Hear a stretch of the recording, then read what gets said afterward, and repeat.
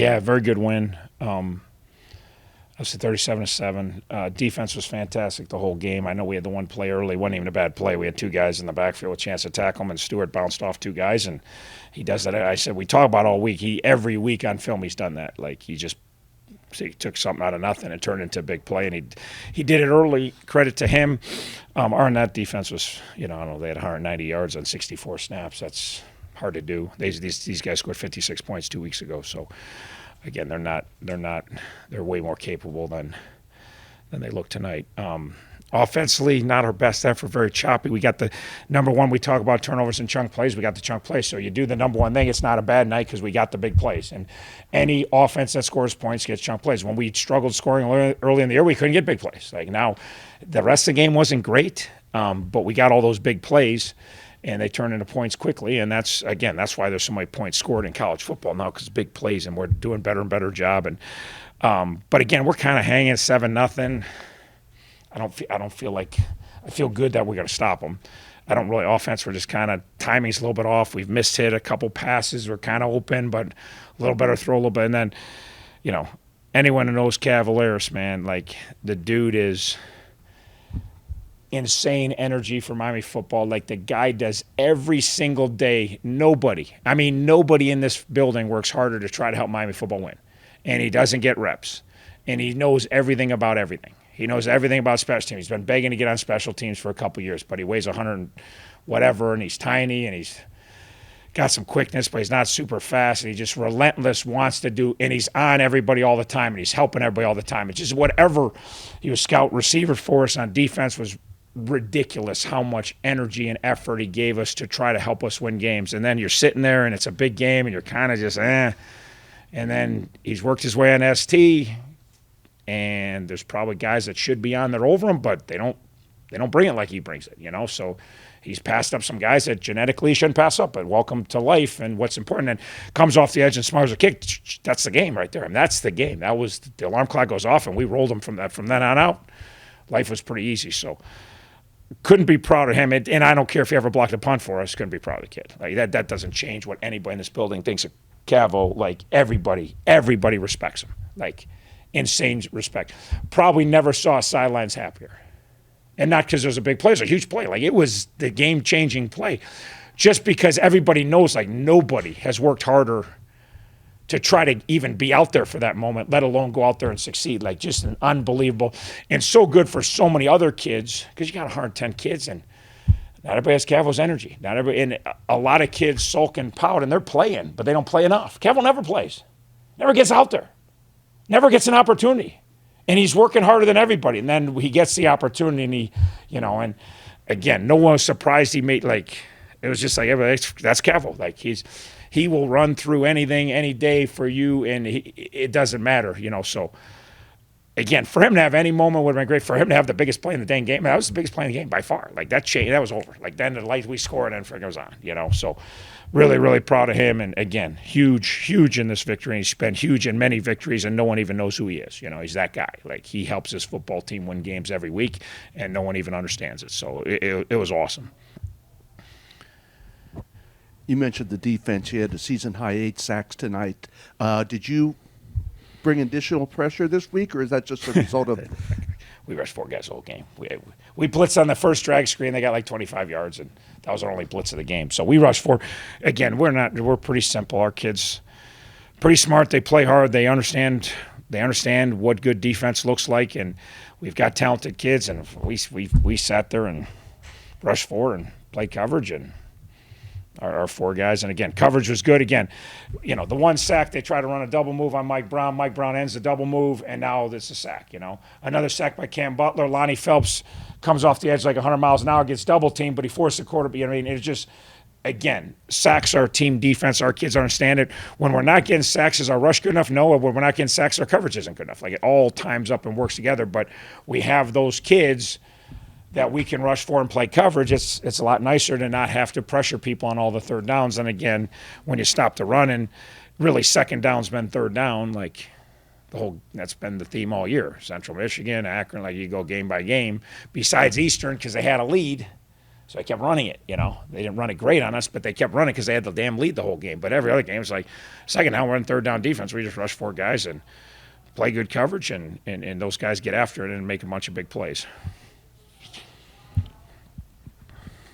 With the win, you guys become bowl eligible now. Is that something that you're like something to celebrate about, or is that just normal now? For me, it is. I mean, I don't know, but I can't speak for anybody else. For me, hey, when I got here, being bowl eligible is about the farthest thing from our minds. We want to try to get competitive, and now that we want to be a consistent team and be in a position to fight for conference championships every year and get bowl eligible every year, and it's hard to do. And again, no, for me, we're real excited about it, and we would love to go to a bowl game. Like, bowl games are fun. Like, it's a good reward for 12 months of hard work, So we're real excited about that's kind of one of, play for a conference championship, fight for a conference championship, become bowl eligible. Now we're in position, 11 months of work, and you got Kent State in 11 days, and the MAC East title's on the line. Like, what? How could it? I mean, you've worked 11 months for this to have this opportunity. Most teams 11 days from now are playing out the string. There's not a lot of teams, and again, it's hard. It's in every league. It's hard. I always make it sound like it's harder in our league, but it is hard in our league. It's hard to win in our league.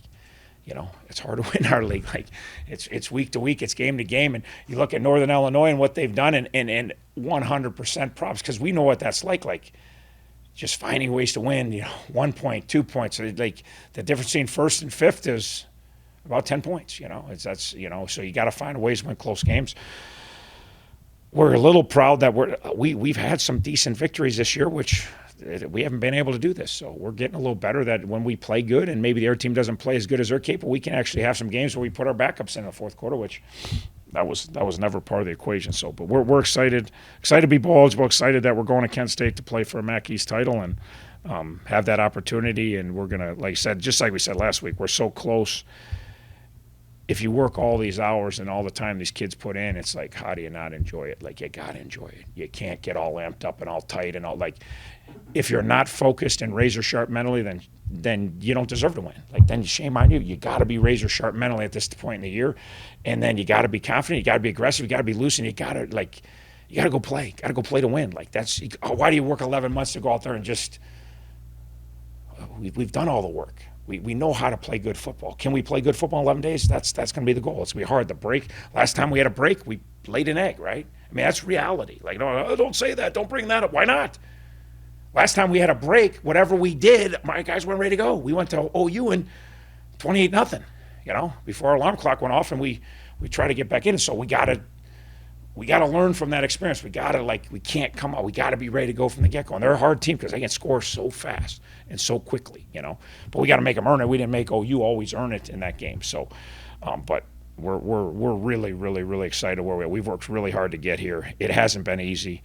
Even we have injury. Like, it's been just mix and match and get through it week by week. And heck, we had 2 healthy corners. Our third corner has been a scout team defensive back and a scout team running back all year long. And this week he was our third stinking corner, and he was ready to go in the game, and we're not the only team. Everybody has injured, but again, that just makes it more worthwhile when you get to this point and all the time and energy and sacrifices everybody's put in to get to this point. So we're excited. We're gonna have 11 great days of preparation and go try to play our best football and try to win a game.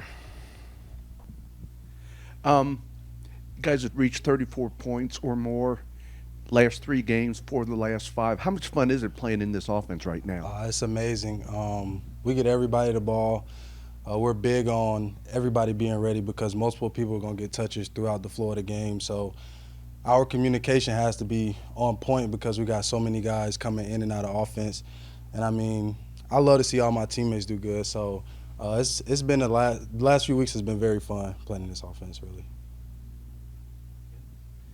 Tyre, how you came into the season obviously banged up. Right. Where are you at health-wise right now? Right now I'm still good. I'm still trying to get my confidence back coming off injury last year.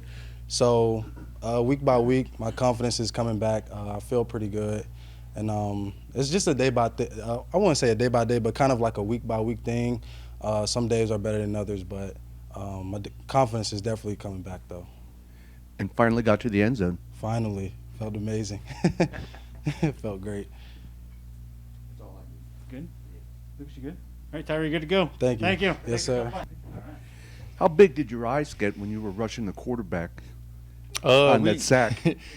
That we worked on that play. Actually, we put that play in today. We knew a certain formation they were going to try to play action and throw a little quick ball to the boundary. So I kind of knew it was coming. I thought the quarterback was going to throw it, so I kind of like didn't want to get a late hit call, and he still had it, so I just kind of pushed him down. But that was a good call by Coach Martin. You guys gave up that long touchdown run early, but after that, your run defense was pretty stout. It just seems like it's like that just week after week. Yeah, it was just a missed tackle by me because we're a gap defense, so the ball hit my gap. I didn't make the tackle, so it was just a simple fix that we made. But what's this defense been doing that's made it so tough to run against? Like I said, just be gap sound. Like everybody has their one gap, and if everybody does their job, it makes us hard to run on. And we got some good players up front that make it easy on the linebackers and the safety, so that really helps us out. But if everybody does their job, then we should be able to stop the run every play. You guys had season high 8 sacks tonight, and Coach Martin was saying it's not a lot of blitzes, primarily a coverage type of thing. So you're kind of involved in both ends of that, aren't you? Yeah, like we work hand to hand. Great D line, and you know, what I'm saying we work with them too. We give them a little bit more time. We know they're going to get home, and vice versa. So we try to give them a little bit more time. We know our D line going to get home quick. We got some good guys up front. Coach Martin talked about you guys really came into this game with just 2 healthy corners, and you basically moved over to the boundary corner, I believe, right? Yeah. So how was that transition for you? It kind of reminds me of nickel, so it wasn't that much of a difference for me. Just looking at the field looks a little different, but I got Sterling over there and Salad Pack, so smart guys who talks to me every play, so it makes it pretty easy. With this win, you guys became bowl eligible. Is that a cause to celebrate, or does that just kind of become normal now? No celebrating yet. We got to get this win next Saturday. Then we do a little. No, I ain't gonna celebrate then, but we'll be a little satisfied because we get to go back to Detroit. So we're gonna focus on beating Kent State next weekend. Mark, you good? Good. Thanks, Mike. Thank you.